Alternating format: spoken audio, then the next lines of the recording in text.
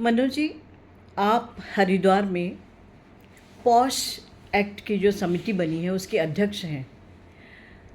किस तरह से काम कर रहा है यहाँ की जो समिति है, वो किस तरह से काम कर रही है?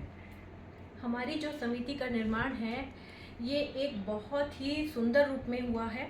इसमें हम जो समाज में हमें बहुत सारे विभाग हैं, बहुत सारे कार्यस्थल हैं, उनसे शिकायतें प्राप्त हो रही हैं।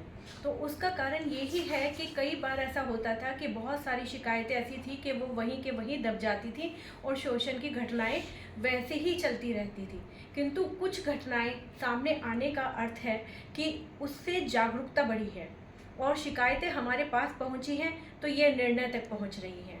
और निर्णय होने के बाद उनके जो दंड के प्रावधान होंगे या जो उनका निर्णय होगा, न्याय होगा, वो सबको एक संदेश देगा, एक समाज में जागरूकता लाएगा कि आगे ऐसी घटनाएं कम घटित हों या ना घटित हों।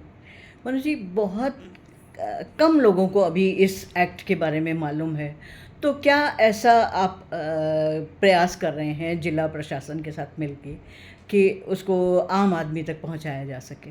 बिल्कुल, आपका प्रश्न बिल्कुल सही है।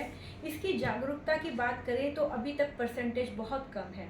इसके लिए हमारा प्रचार प्रसार और अवेयरनेस कैंप और हमारी जो प्रचार सामग्री है वो ही लोगों को अवेयर कर सकता है। उस विषय पर मैंने आज हमारे जो नोएडा से हमारे राष्ट्रीय विभाग से आए हैं तो अंकुर जी, उनसे बहुत ज्ञानवर्धन उन्होंने हमारा किया है।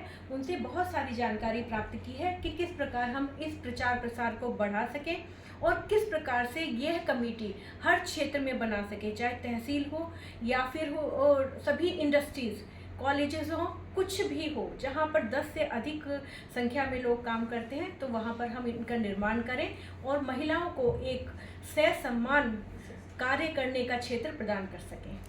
क्या पॉश ने महिलाओं के मन में आत्मविश्वास जगाया है? बिल्कुल सही, आपने सही कहा है।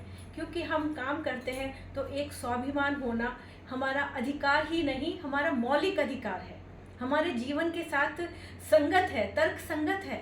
अगर हम ससम्मान काम करते हैं कहीं भी कार्यस्थल पर तो निश्चित रूप से परफॉर्मेंस भी बढ़ती है कार्य की और एक खुशी के साथ हम उस कार्य का निर्वहन कर पाते हैं। Thank you.